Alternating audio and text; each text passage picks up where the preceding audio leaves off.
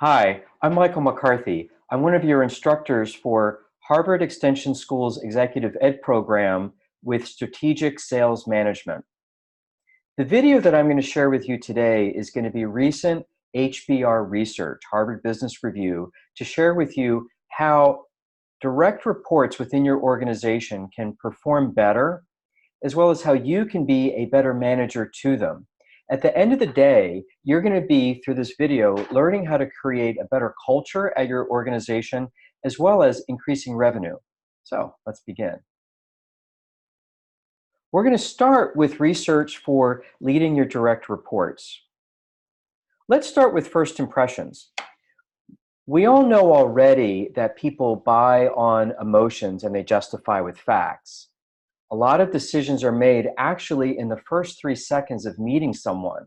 So those first impressions, whatever information you're giving off, even before you start talking, are really important. So let's take a look at some of the data on what are first impressions that people make and what are they thinking about you? And how can you change that impression? So the first is impressions of personality traits based on body shape. What the data has found, and we know again as being good salespeople, you need to be trusted before people will buy from you. How do we develop trust quickly? The data actually shows that being kind, supportive, understanding, and considerate are really the most important things. What's not really important is financial security or looking wealthy and successful, or you see at the bottom, sexy, being physically attractive, actually are not nearly as important as simply having a kind, supportive, and compassionate personality. Now, what happens if you don't like your body image? And what if we're also looking at gender differences?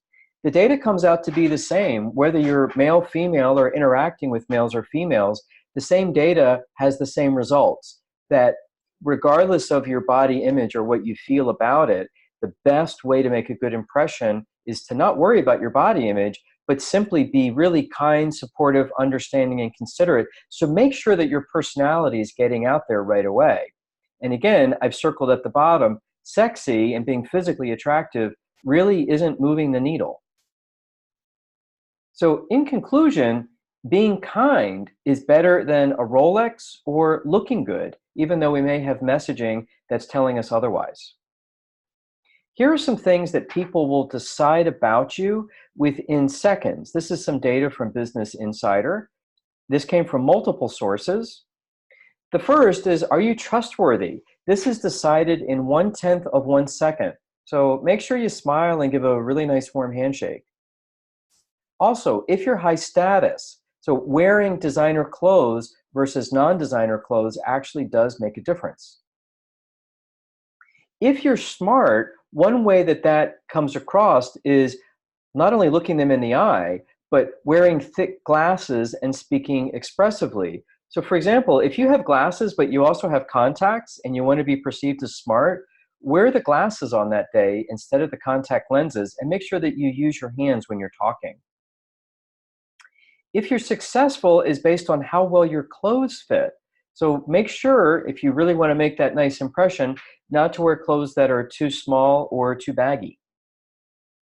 Dominance, if you are a fully shaved head of hair, then you're considered to be more of a dominant person. Adventurousness and extroversion is based on how you walk. People that have little clipped walk is actually going to be looking more timid and neurotic. So you may want to have a longer walk or a more casual gait. You'll be coming across as more adventurous. Now, here are 9 little things that people will do to judge your personality based on what you say and how you behave, as well as how you look. The handshake. A lot of times we know about this one. The weak handshake signals meekness. In certain cultures, a weak handshake is considered polite, that you don't want to dominate a person of higher status. Depending on the country that you're in, be mindful of what your handshake is saying. Punctuality. Late people are seen as procrastinators. So make sure you're early. Handwriting. Small letters are perceived as coming from shy people. Large letters are giving the impression of extroversion. Favorite colors. People who say they like red or wear red are considered more tenacious. Yellow is considered to be more of a happy color. Your taste in music. People who are listening to something that's more upbeat and conventional are more likely to be perceived as outgoing and athletic. Eye contact. We know about this one as well. Confident extroverts will have a slightly longer eye contact with a person. Do be mindful that if you're looking into someone's eyes and they look away, that they might be feeling that you're doing it too much. So do be mindful of the response you get regardless of the level and length of eye contact that you're giving. Your choice of pet. So in conversation, it might come up. People who are cat owners are considered smarter and more sensitive, and dog owners are considered more energetic. So be mindful of the impression that that gives when you're talking about pets in a social setting. How you ask questions can reveal how much of a giver or a taker you are. I find that the short, open-ended questions where you're just letting people talk gives the perception of being more of a giver, as opposed to people who give longer questions, which are popping in some of their opinions and maybe leading you. That can be perceived more as being a taker. So the short, open-ended questions are safer to go with. Nail biting. They are considered to be anxious perfectionists. Also, if you go to China, nail biting is considered very, very rude. So be mindful of the nail biting. Here are 9 other things that could make you less attractive according to science. And here are sources. Sleep deprivation. Looks less attractive. So make sure that you don't have red eyes. Make sure you get enough sleep. Maybe have a little Visine in the backpack if you need that. Being mean. People like decent and honest people. They find that very attractive. They don't like meanness. So be mindful of stories that you tell that may be perceived as you being a mean person, even if you were defending yourself or getting someone back. Stress, especially for women, women with high levels of cortisol are perceived as less attractive. So make sure that you're not coming across as too stressed or burned out. Contrary body language, if you're saying something positive, make sure that you're not crossing your arms and legs or hands in the pockets.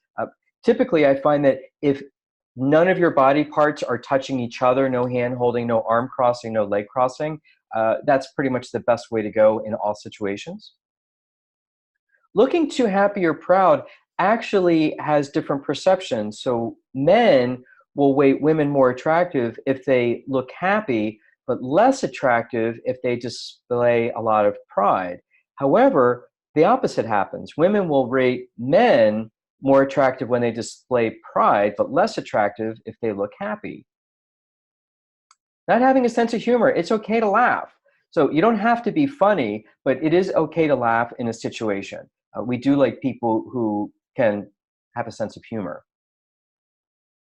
Laziness. So even attractive people can get negative points on this. Make sure that you look helpful and cooperative. Unhelpful and uncooperative can look like you're lazy and that you're a taker. Smelling too similar or too different from other people.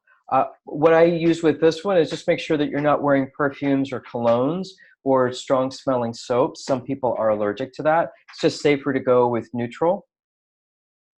Dishonesty. Some people, believe it or not, actually will brag about how they were dishonest and that worked to their advantage. That's actually giving a worse impression than if you were unintelligent. So be mindful of the stories that you tell that may be unethical.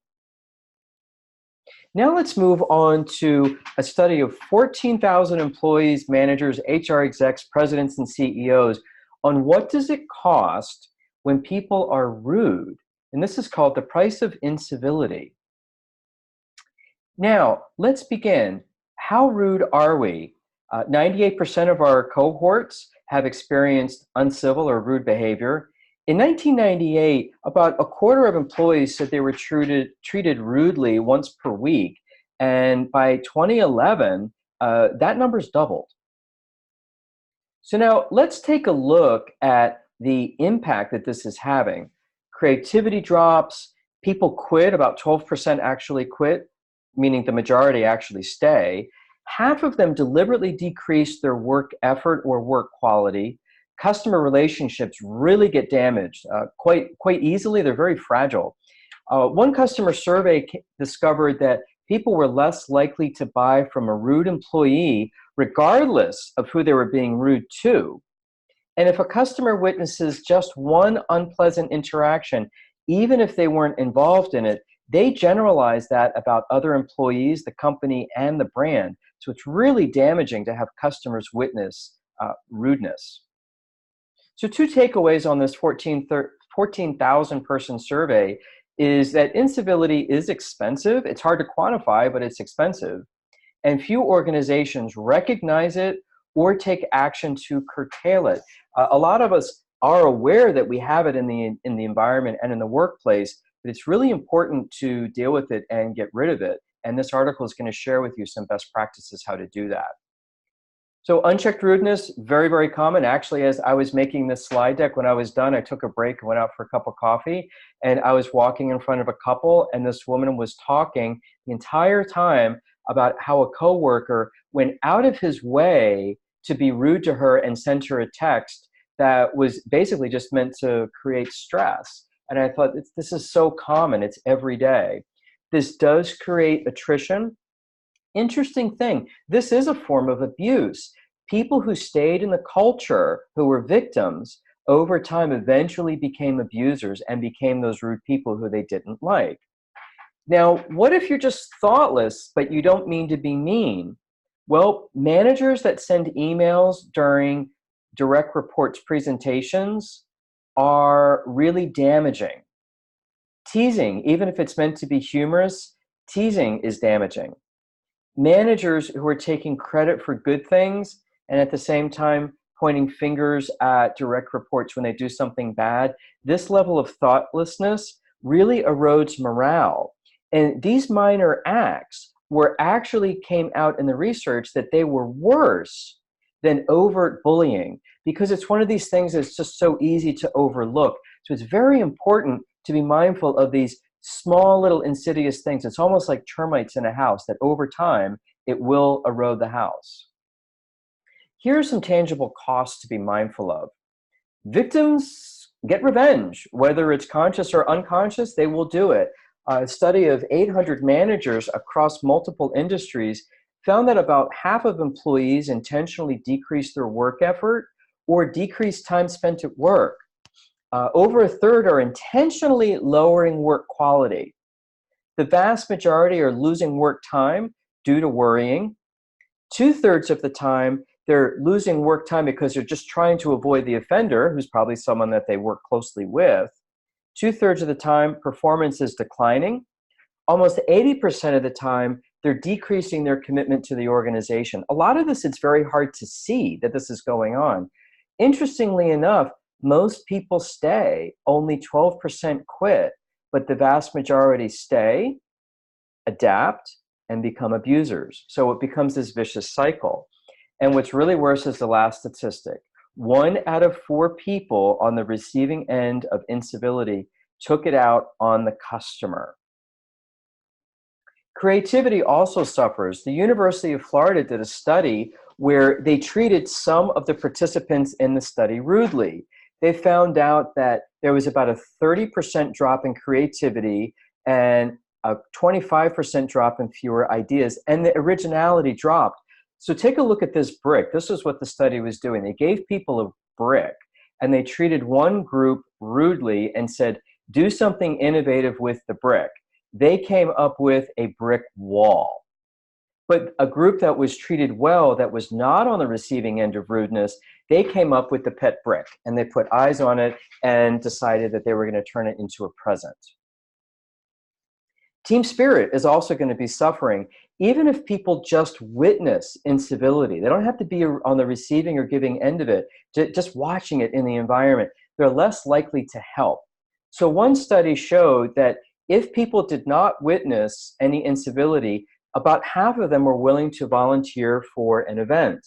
But if they saw some incivility in the organization, that volunteer rate dropped by half. Only 25% volunteered. And customers leave, and this is one of the worst things that could happen. 244 consumers were exposed to witnessing something that made them uncomfortable. The vast majority walked out without making a purchase. University of Southern California, they took two groups. Half of them witnessed bank employees berating each other. From there, only 20% of those people said they would use the bank again. Those who did not witness the one bank employee berating another, 80% of them said that they would use the bank again. And basically, 2/3 of these people who were exposed to the rudeness would feel anxious with any employee. So it definitely spreads like wildfire. Another interesting thing, it doesn't matter if the target on the receiving end of the rudeness deserved it. If they were incompetent, even if they were reprimanded in private, but we could hear the yelling behind the door, even if they had questionable or illegal activity, doesn't matter. People just don't like to see other people being treated badly, period. So prevention is actually better than trying to cure. Account Temps actually did a study. They interviewed 1,000 of their clients, published the results in Fortune magazine, and they found that managers and executives spend about 13% of their time, or almost 2 months, dealing with the fallout of this, just mending employee relationships, dealing with the rudeness, people having issues that require an intervention. And this doesn't include the expense of legal fees if something actually goes to a lawsuit. So, as a manager, what can you do as best practices for yourself? Well, one is that you can model good behavior, that 25% of people who are rude, it's because their bosses are rude to them. There can be a perception that if you have rude people in the C-suite, that it could be perceived that rudeness equals success. So it does come from above. Make sure that you ask your direct reports, how am I doing? What can I do better? Do you find that I do anything that's rude or insensitive? Make sure that you turn off phones during meetings. Be mindful to pay attention to any questions that your direct reports are saying.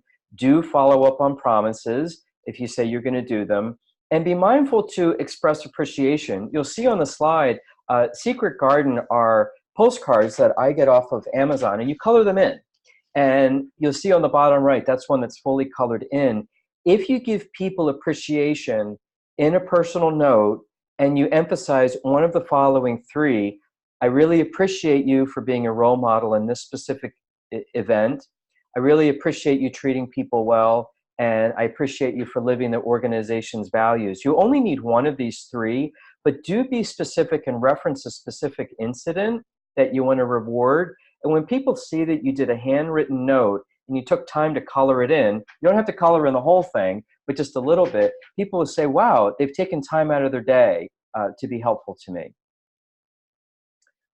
More things that managers can do to do self-awareness and improve yourself is, if you're going to be disparaging workers in private, please stop that. Studies show even if you just have a few private friends that you do this with, and even if you're right, you're still setting a tone to those people that this gossip and trash talking people is okay. It doesn't set a good example. Also, if you see people doing it, it's really easy to be silent when some little infraction happens. It's your job as a manager to speak up at that little infraction and call it out. And even if you have some awkwardness around that, you could say something like, wow, gee, you really said that, huh? Whoa, huh, can't believe it. Something like that could be easier than actually calling people out specifically on whatever they were saying. Also, be mindful that letting it go. People do believe that silence is taken as a form of acceptance. And you do want to be living the organization's values, so people really do look up to you. Now, how do you manage best practices for other people? Well, one could be just in the hiring process. Only 11% of companies hire for civility, and that's something that you may want to incorporate in your interviewing process. Allowing employees to do interviews along with you is really important, because they can see some things that maybe you don't. Also, you can teach this, that 25% of people don't realize that they're being rude, so it's okay to call them out. You can ask people within your organization to create norms of this is how we're going to behave publicly. Allow them to create the rules as well. Reward positive behavior. You also can penalize rudeness. Now you can do it with some humor. You can see over here the swear jar that we're used to seeing. You could have the same thing. You could have a jar that people have to pay into for rudeness. You can ask former employees after they've left. You wait about 6 months afterwards for them to give an honest assessment of why did you leave and what did you think of our company culture. And keep tabs on all of this. Keep taking a look at what's going on.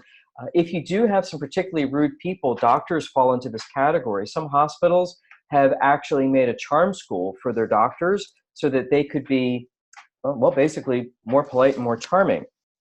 And incivility does have a creep. It does cost money, but it does get bigger and bigger over time. And you tend not to notice that it's happening until employees are leaving, customers are leaving, and productivity has dropped. By the time you're seeing that, you've had a lot of rudeness going on for months, if not years ahead of time.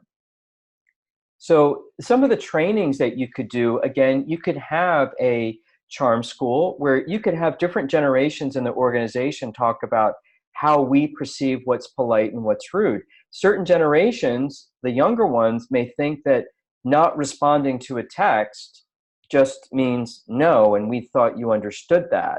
Other generations may think, when you don't respond to me and I know you received that communication, you're being rude. So having that conversation could be really good. Role playing is important along with videotaping it. So when you videotape this role play of two people interacting, the first watch of the video, so people can see themselves on film, is the full film so they get the full context. Then watch it again without the sound so you can see people's body language. Are they doing arm crossing? Are they not looking people in the eye? Are they scowling and they're not aware of it? The next review of the video watch number 3, is just with the sound to pick up tone of voice. Is there something going on with that tone of voice that isn't really good, that they want to be mindful of? Employees, again, they can create their own rules of how things go. For example, with meetings, they could say, if you're not on time for the meeting, don't come. And if you're going to be in a meeting, don't bring your phone into the meeting. Another one you can take from other industries are the yellow cards that they use in football. So you could have with people, if some people are shy about calling people out, if someone has a first infraction of, hey, you just crossed the line, they could have that yellow warning card.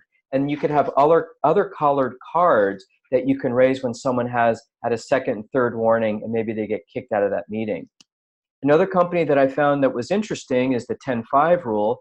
If you're within 10 feet of a colleague walking down the hallway, you look them in the eye and you smile. If you're within 5 feet, you say hello. So again, you can just be creative with your own groups, have trainings, and give them the autonomy of creating the rules of the road. And be mindful also to reward good behavior. A lot of times we don't do that. Most assessments on people's performance is based on an individual basis. Well, we ask for people to collaborate typically in organizations, but we don't evaluate for it. Perhaps you can add collaboration into the evaluation. You could also have a bonus pool that would require collaboration. For example, Ernst & Young wanted some of their consultants to put their slide decks into an intellectual property pool, and a lot of them didn't do it because it was intellectual property. They didn't want to be a part of it. And then Ernst & Young said, if you want to qualify to get a bonus, you have to put your slides into this pool. And then compliance went up based on that. So you can start to do some things that would get people to comply on a behavioral basis. Zappos has the WOW program, where they say if you see a coworker that did something where you're like, oh my God, that was just wonderful, you call it a WOW. That person who did that good thing gets $50.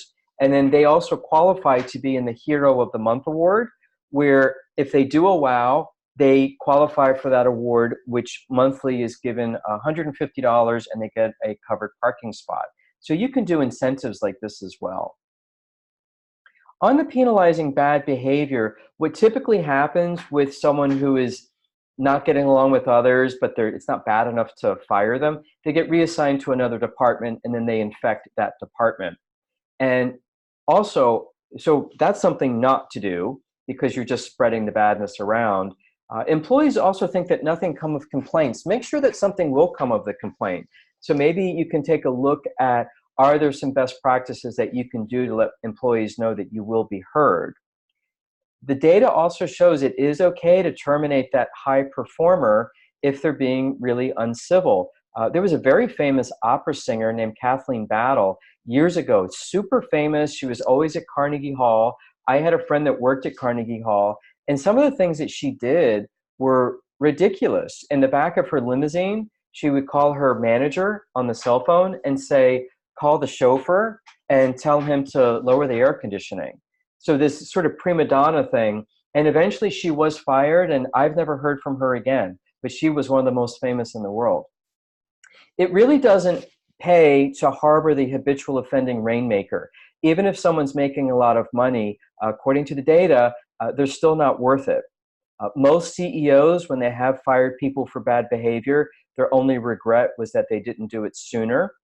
Again, we mentioned this before, 6 months after someone leaves your organization, call them up and find out why did they leave. Maybe you can learn from that. Now, Cisco is known as a great place to work. They typically don't have as much of these issues as other companies. However, according to their own internal data, they still lose about $12 million a year in fallout from people behaving badly. Now, let's say that you have a global company or you're going to be interacting on an international basis. Global civility is really important because now you're getting into different cultures. So if you are going to be traveling abroad, before you go, be mindful, how are you going to be stereotyped? I've spent a lot of time in China, and basically people told me how I was going to be stereotyped, and it was true. Some is negative stereotyping and some is positive. At a minimum, learn please, thank you, and excuse me. It's also good to download the Google Translate app. That can be helpful. Once you're there, this helps me the best. I smile a lot. I'm very respectful. I'm agreeable. Sometimes people will butt in front of me in line and I don't say anything because I don't know what's going on. Try to be patient. Don't judge. You're in a different country, in a different culture. You are the guest. People love it when you try to learn the language a little bit. When I lived in Germany, they were just thrilled that I made an effort to learn German. And just your intention, it's almost like being in a foreign country. People know if you're thinking good thoughts. So have good intentions that you just want to come here and do good things. Next is, how are you able to capture someone's attention? It's one of the most valuable assets and non-renewable resources that we have. As a manager, how can you grab people's attention, keep it to get your own ideas across? So this is a meta-analysis of 1,000 different studies, and this is what they boiled down to the top 7. Number 1 is called AUTOMATICIT. And basically, we go to the thing that distracts us the most, and it's for safety and survival. So fireworks are going to get us our attention, and we want to ask ourselves, is this a good thing or a bad thing? And to use it in an office, this is what the data shows, that instead of asking someone out to have coffee, bring them a cup of coffee the way they like it. So if they like a Starbucks latte with 3 sugars, get them that. And you're seen as more warm and giving when you do that. And of course, they're going to give you the attention because you brought them a coffee that they wanted and you spent time on that. Next is framing, that we tend to pay attention to our biases. We tend to go to the news outlets that tend to agree with our point of view. We also tend to ignore some of those stories that don't fit into our frame. So how do we deal with people that have a different frame? We either adapt to their frame or we change the frame. A very famous 1970 study on repetition is that if you repeat something enough, they will believe it. So for example, 2 + 2 = 5, there's actually 2 ways to prove this to be correct. If you keep saying that, people will believe it. Personally, I love favor banking. I love to do people favors with nothing in return, but they know that later I have a deposit in their bank. I might be able to call up months later and say, hey, I'd like to make a withdrawal of my favor that I deposited into your bank.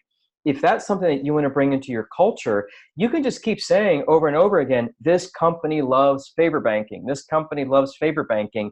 And eventually people are going to believe that everyone here loves favor banking. So repetition actually works. The third is disruption. We have what is called expectancy violations theory, that if something goes against our expectation, it grabs our attention so that we can decide, is this good or is this bad? Is this a good thing or a bad thing? And the more disruptive something is, the more interesting it is. So what they encourage in the data is to give someone a positive surprise. So again, if you want to have a conversation with someone, instead of saying, hey, do you want to grab a cup of coffee? You could ask them, do you want to take a walk? Something as simple as that, it's just a little bit different and it's still not crossing any boundaries, that could get people's attention. Reward that people can visualize is also very important. That dopamine is actually more closely linked to anticipation and motivation than it is to the reward center of the brain. For example, if you want to reward the employees, identify what appeals to them. Ask them, what is important to you for an incentive? What is a goodie I can give you that you would like? And if they say, oh, well, we want to have an offsite and we want it to be on the water. This is actually a picture of Ha Long Bay near Hanoi, Vietnam. And instead of just saying, yeah, we're going to go have a cruise on this certain day, send them pictures of it so that they can visualize this incentive and get really excited about it. Number 5 is based on reputation, that experts are considered the most trusted spokespeople of anyone who could be a spokesperson. A 2009 Emory University study came up with what's called directed deference. And what it means is that if you have an expert in front of you that you believe is an expert, that your decision-making center of your brain will either slow or shut down. So critical thinking actually slows or stops when you just believe that person who is talking. So if you are a stranger to someone and you want to show your expertise, it's okay to lead with your credentials first before you make your comment, and they may not challenge you as much. Next is mystery, and this is based on the Zeigarnik effect, where human beings don't like uncertainty, and we definitely don't like stories that don't finish. So that to be continued TV show, tune in next week for part 2. We actually remember to tune in the next week if we like that first part. So what they suggest in the data is that if you want to have a second meeting with someone and you want them to show up, tell them part of a story in meeting 1 and say, hey, when you come to meeting 2, I'm going to tell you the end of the story, and they'll tend to remember to come to that meeting. Number 7 is acknowledgement. We touched on this in the last study, that humans are the only mammals that need validation and empathy from others. All mammals need attention, but only humans need validation and empathy. So in your organization, if you can create a sense of belonging to a community and that community cares about your direct report, they're going to love you for that. That's how you can acknowledge people. And again, I go back to those adult coloring postcards. The CEO of Campbell Soup during his tenure, he actually wrote 30,000 handwritten postcards, thank you notes, and said people really appreciated them. So again, in summary, here are 7 things you can do. Give someone a cup of coffee the way they love it. Repeat that culture that you want to instill. We love favor banking, if that's what you like. To ask someone out for a walk instead of for a cup of coffee. Show them pictures of the retreat or pictures of whatever you're going to do instead of talking about it. Do share your credentials to strangers before you start talking. Give people some mystery and acknowledge them with those adult coloring postcards. Now we're going to move into emotional intelligence, which we've heard a lot about, but now we're going to take a look at some financial data on it. So for starters, what is emotional intelligence, or EI? It's basically being able to understand and manage our own emotions and influence the emotions of others. Here are some of the benefits that you get out of it. It's basically pretty much improvements on all levels. Now, this is coming from a DICE analysis where you take a look on the right where dominant people who have high emotional intelligence could be assertive, ambitious, and decisive, But if you're dominant with low EI, you could be aggressive and demanding and egotistical. So taking a look at this DICE slide, feel free to pause this video and just take a look at the different DISC environments, the different DISC modalities, and seeing the level of high versus low emotional intelligence. So there's 3 benefits that high EQ leaders have. You get better open communication, people are happier in the workplace, and the employees are more confident. Now, we encourage you to consider EI as a competitive differentiator, that workplaces that have more high EI people are actually able to differentiate it from other businesses. It becomes very noticeable.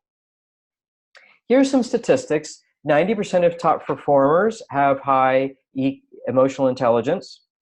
Over half of your job performance can be responsible for EI.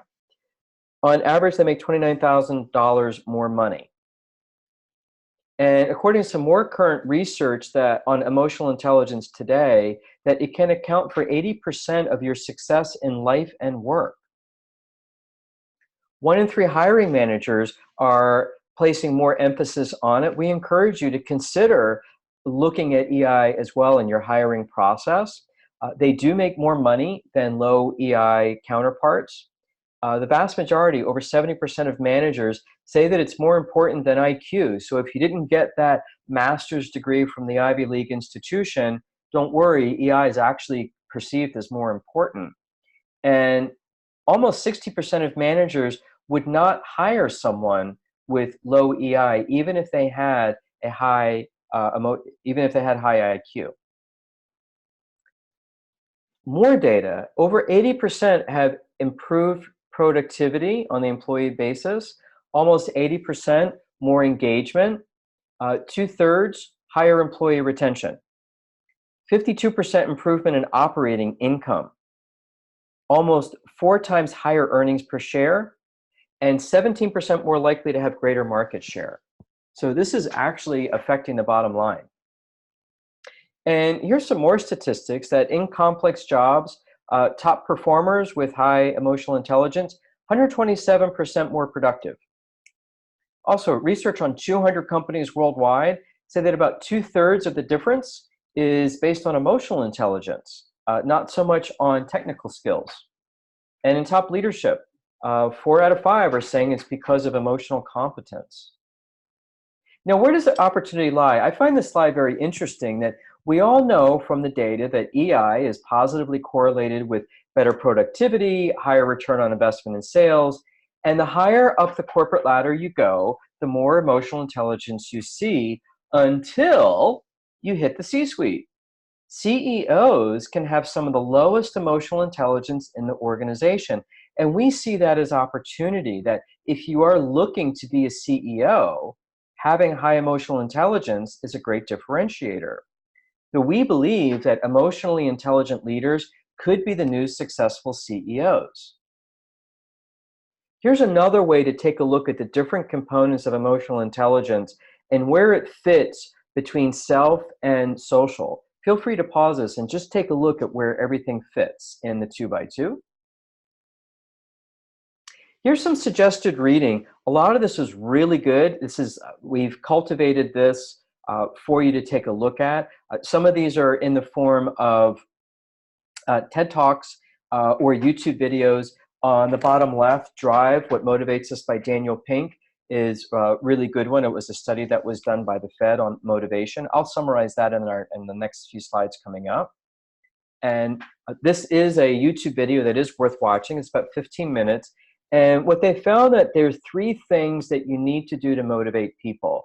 One is give them autonomy. Say, look, we're at point A, we need you to move something to point B. However you get there within our company culture and guidelines, you have autonomy to do that. So micromanaging is out. That also allows you to scale your time so that you don't have to look over their shoulder.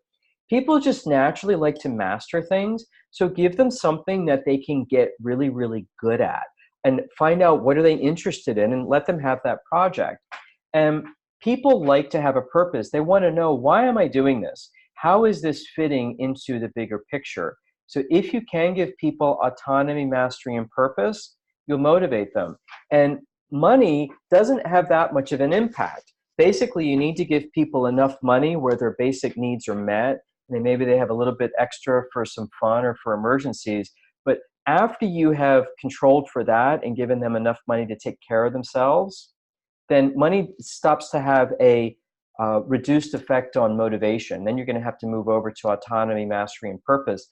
If you are not able to pay people large salaries, this is really important to make them feel valued. That's actually going to be their motivator. Now let's move into leading a championship culture. So we have givers and takers. This is a meta-analysis from Adam Grant, professor at Wharton, taking a look at 38 organizational behavior studies, over 3,500 business units. So what we're going to try to share with you is depict and dissect out how do you cultivate money-making givers. And basically the biggest money makers are givers, but so are the least performing people. And we're going to share with you why that paradox exists. Let's start with definitions. A giver in your corporation is someone who's contributing to others and not asking for anything in return. A taker is trying to get something for themselves, but they highly guard their expertise and time and tend not to reciprocate and give that back. Now, givers are wonderful to have in an organization. Higher unit profitability, better productivity, greater efficiency, customers love them, lower costs, lower turnover. Sounds wonderful. What happens in a giver culture? More efficient ways to solve those problems, more supportive. Customers love it, suppliers love it, top talent want to come to your organization, which is why CEOs love the givers. But here are some mistakes that management makes, and you can be mindful of these for yourself. Do you have conflicting reward systems? Such as, you say, oh, well, only one person can be promoted to senior vice president, but we want you to collaborate and mentor each other. That's a conflict. Our performance rankings are based on individual effort, there's no measurement on how much you collaborate with people.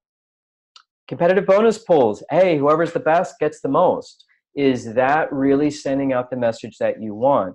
And again, individual performance metrics are sending off a message that I need to spend time on me, and it's a waste of time to help others because I don't get measured on that. So I'd encourage you to take a look at, do you have some policies in place that are actually discouraging people from being givers? Now we have a giver paradox, and this was done on salespeople. They found that the least productive people sales-wise were givers because they were spending all this time giving and not enough time on themselves. But at the same time, the very, very top producers were also givers. So we're going to try to split this out. What's happening? These successful givers, 50% of them had greater than average annual revenue than the takers. So those successful givers are way above the takers. And here's what we found in the bottom left slide, that your very top of the pile were successful givers, the middle salespeople were takers, and the bottom salespeople were takers. So we're going to share with you in the rest of the slides how to move those bottom givers into the top givers. Now here's the dilemma as a manager. You want to promote the generosity, but you don't want to reduce the productivity and the fairness. Oh, I've got some givers. How am I going to prevent them from becoming doormats with the takers? That's a valid concern. One thing that we're going to do is that we are going to incentivize the takers to be givers, and you're also going to punish them for reasonable requests that they refuse. Now, let's train your givers not to be doormats. First off, the givers need to be told that there is a difference between generosity and being timid, such as it's okay to say no, it's okay to create boundaries, you are allowed to advocate for yourself as well as ask for help. The big difference that we noticed is that successful givers ask for help so that they can scale. And we also find that they created boundaries and would say things like, when I get my deadline accomplished, then I can talk to you and help you on Friday. I'll see you in 3 days. So being able to say no and create boundaries was a differentiator. Also, availability was really big. There was one company in the study that said that they carved out uninterrupted work time by saying something like Monday through Friday, 9 to 12, I take no calls, I read no emails, do not knock on my door and say, hey, do you have a minute? 65% of employees that did that in this study had greater than average productivity. I go on airplane mode all the time when I need to get something done. This does help prevent burnout. Also, be mindful of empathy, that you may be spending more time considering other people's feelings than your own. Consider your own feelings. You're a person too. So being mindful of timidity, availability, and empathy can help those givers not become doormats. Here's a Harvard giver study done by Hannah Riley Bowles. She took a look at 200 senior executives, and you had to do a mock salary negotiation. Well, the men in the group with the other students, they came out with $146,000 salary when negotiating for themselves. When women were negotiating for themselves, they were group number one, they did a little bit worse. They only took in $141,000. But there was a second group of women that were given different instructions. They came out with $167,000 salary, 14% increase. What was the difference? They were told, you're not negotiating for yourself, you're negotiating for someone else in the organization. So these givers who had originally poorly negotiated for themselves were able to do better when they were advocates for other people. And this is really important. Some of these doormats could be real tigers when they're fighting for someone else, but they might be more timid when they're fighting for themselves. So another thing to look at for these the low performer givers, this was a Carnegie Mellon study. Vicki Helgeson did this, where if higher performers ask for help, they scale their business. So some of these low performing givers, it's because they're happy to help, but they won't ask for help. They feel awkward about helping. It's important to train these people to actually have exercises and training exercises where they have to ask for help. I did this once on a MIT leadership sailing exercise where whenever we encountered someone on deck, instead of saying, hi, how are you doing? If we made eye contact, we had to say, how can I help? And you had to ask them, you had to give them something to do. And we ended up winning races just by doing that. And this had been a boat that had typically lost races because there's a lot of amateurs. It's a learning race boat. But once we did that one change, just by saying, how can I help, and making sure you gave someone something to do, the boat actually became a high performer. Next is the concept of relational accounts, that givers will avoid advocating for themselves, but ask them to reframe that. So let's say this giver wants a promotion, they want a raise. Who else would want that? Maybe your life partner wants that, your husband or wife. Hey, my husband or wife wants this.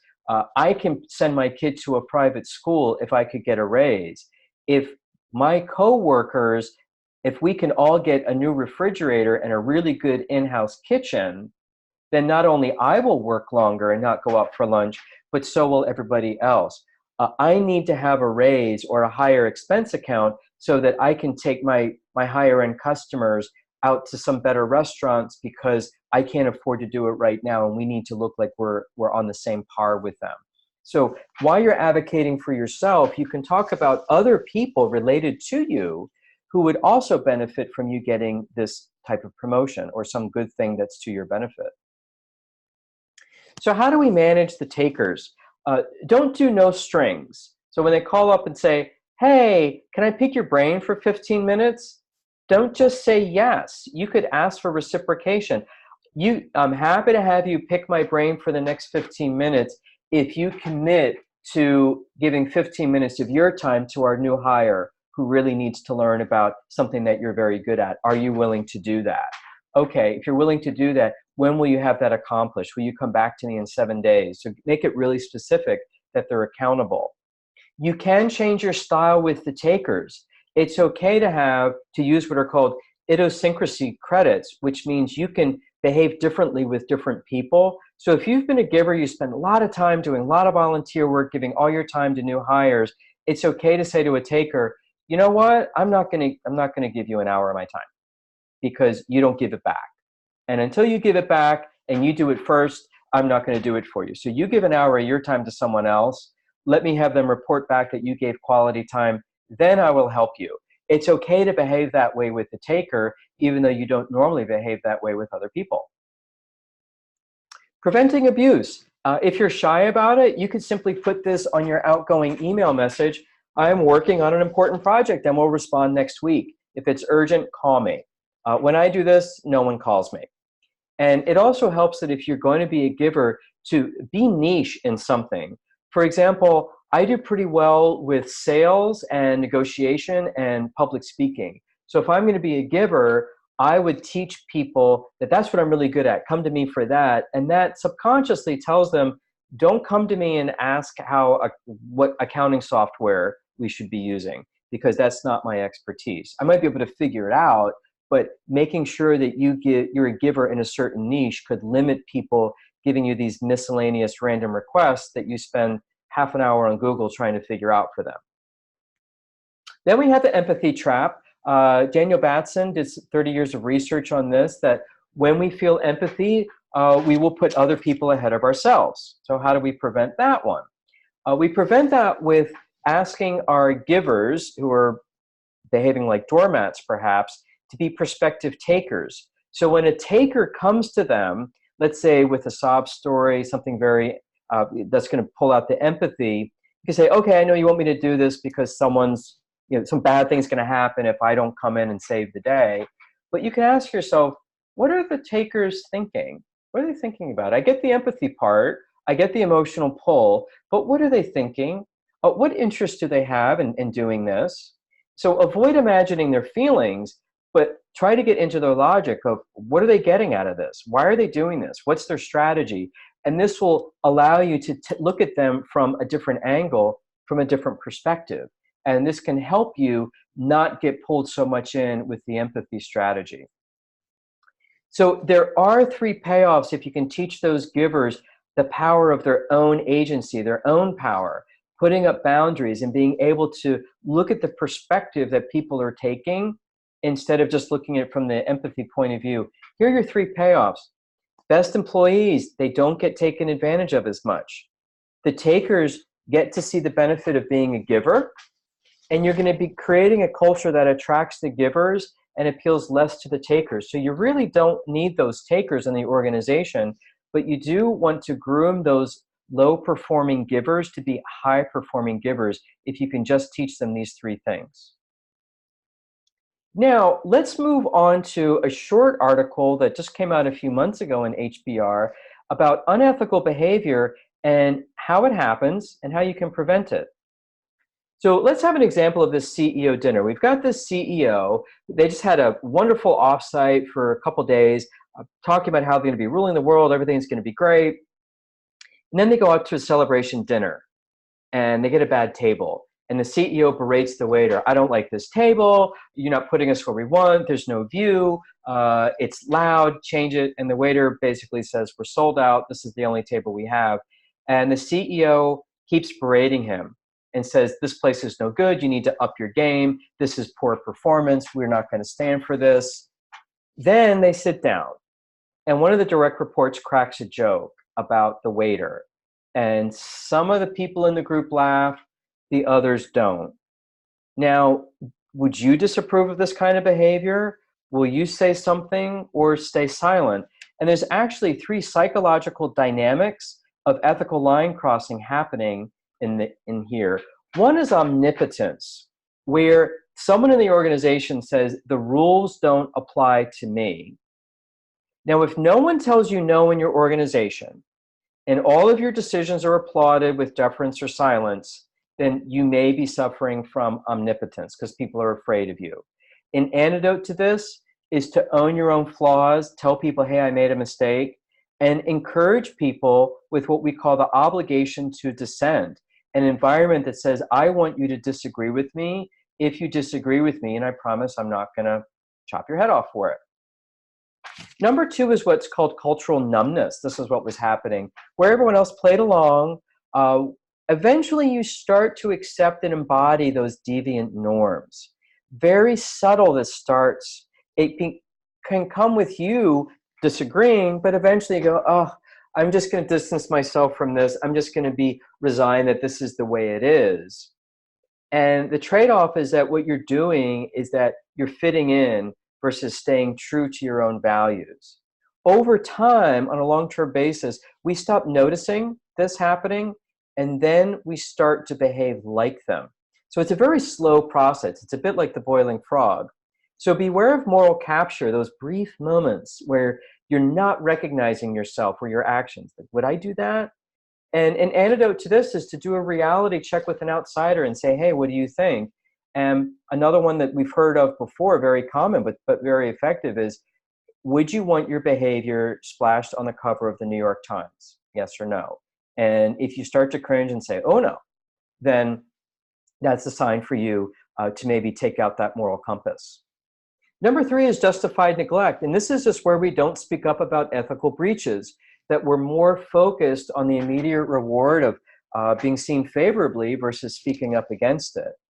Now, humans are very good at justifying minor incursions with a high reward and low risk. This is where we start punishing people that we would never do. We're being like really cruel, and we would never be that way. This is basically part of being a human. And we want to be aware of rationalizing a situation where we say, this is a special situation, it's a one-off, because over time these lapses do become routine. And the dynamics that we have seen in the CEO dinner are the same as the Nissan corruption issue that's in the press now, sexual harassment issues, privacy breaches at Facebook, the pharma opioid crisis. It all started small, and the dynamics were there. And this is the issue, is that it's really insidious because it does start small and then it just continues to grow sort of unnoticed. Warren Buffett had a really good quote in this article where he said that people start with innocent fudges, perhaps on the accounting numbers, so that they don't disappoint Wall Street on earnings. And that is the first step towards full-fledged fraud. And he does believe that well-meaning leaders could just not consult the moral compass in the beginning in their rush to succeed. But again, there's that cumulative effect. So in summary, small breaches lead to larger ones. It's important that you create formal and social contracts that obligate you and your coworkers to do the right thing. Make sure you reward ethical behavior. And it's okay to do something as simple as in your group, in your training, make a public list of what your company will and will not do, and put that up on the company refrigerator for us to see. Next are, how do you strengthen culture? This study are 3 mistakes to avoid and 3 best practices. So let's begin with looking at some statistics that almost 70% of employees don't believe their own culture statement. Almost 90% don't understand it. 90% don't behave in alignment with it. Those organizations that can close that gap are 9% more likely to reach or exceed revenue goals. CEOs today are saying that it's the #1 thing that they look for in talent management. And do notice that this article is the July-August issue of HBR, so this just came out. $2,200 is the average annual spend per employee. And chief human resource officers, over 2/3 of them say they don't get a good return on their money. So how do we change this? Well, #1 is avoiding what they call the say-do hypocrisy, where in your statement you're using these overused words like innovative, collaborative, but you really don't do that. A better strategy, according to HBR, is to acknowledge tension, which would be the intersection of what you want to be as a company and where you are. So here's a great example. We support a culture of innovation while continuing to seek growth and profits from legacy businesses. So this is great. You're saying that we want to be entrepreneurial, we want to be cutting edge, but right now we're living off of the cash cow that has made us survive and thrive for the last 20 years. It's okay to acknowledge that. If you don't talk about the cash cow and you just talk about cutting edge entrepreneurship, people aren't going to believe you. They're going to see you as hypocritical. So do look at your statement and say, are we acknowledging the tension that we currently have? And it's okay. Don't measure your culture just based on data. There's much too much sanitized data where they're looking at numbers like employee engagement, turnover rate. It's much better to do open response questioning with your employees and encourage them to speak up. So one of the things that I do with my students is I just have two questions. What are we doing well? And what can we do better? And that tells us what we should keep doing or do more of, and what should we stop or change. And make sure that you're willing to alter the policy to support that change that you're trying to put in. Again, we've talked about this in a lot of the slides, that a lot of companies are trying to encourage, collaboration, but they really discourage it when they're encouraging competition at the same time. So if you're customer-centric, oh, we love our customers, we want to do everything with them, but you don't have an expense account to help you go visit them or take them out to lunch or dinner, then that's kind of contrary to what you're saying. So a better culture, a better strategy would be to have an operating model that does match the culture. So if you can align what you say with what you do, as well as the processes, budgeting, and policies of the company, then you're going to have alignment. And most people, most companies that are out of alignment don't align the processes, budgets, and policies. Next is, how do we make sure that we're identifying a good hire? So this is taking a look at top performers, some of the things that you may want to look for when you're hiring people to see if they're going to be successful with the organization. So one study found three things: that these people were highly coachable, they were not know-it-alls, they were also very competitive, and they're always looking to do better. So if you can pull that out in your interview process, oh, what's the last workshop that you went to? How many self-help books are you reading? Looking for things that could come out with these three traits.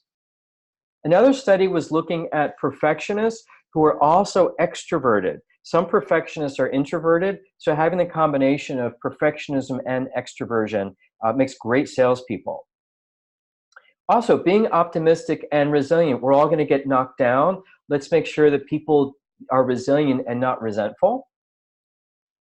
And then your own leadership. According to the data, leaders are created more through experience, where over 2/3 of it is on-the-job experience. Only 20% is mentorship, which is very important, but only 10% is academic. So if you don't have the academic credentials and you feel bad about that, don't worry about it. Keep with the job experience, and also seek out a mentor if you don't have one. Harvard Business School has released 6 characteristics of an effective leader. One of them, being able to influence people, the persuasion equation. Being transparent to an extent, not telling too much. Encouraging the risk-taking and innovation. Being ethical and valuing that. Being decisive, and then being able to balance hard truths along with optimism. Being able to be a good coach and give good feedback, even if it might be difficult information. On a personal level, from my experience being in business with my 6 startups, what has worked for me was taking 100% responsibility for something, even if it wasn't 100% my fault. I don't do any finger pointing, and people really like that. I give the spotlight to other people. I'm already tanned, is what I like to say. So if you can give the spotlight to someone else, they really love that. I always ask for help and advice. Sometimes even if I don't need it, it makes people feel really valued.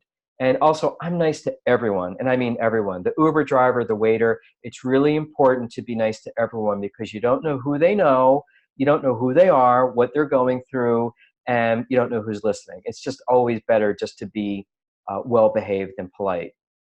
So thank you for taking a look at this. I hope this has been helpful to you so that you can actually go back to your organization. If you'd like to ask me any questions, feel free to email me, or give me a call on my cell phone, or send me a text. So again, thank you for your time. I hope you enjoyed these slides, and I hope they make things better. Take care.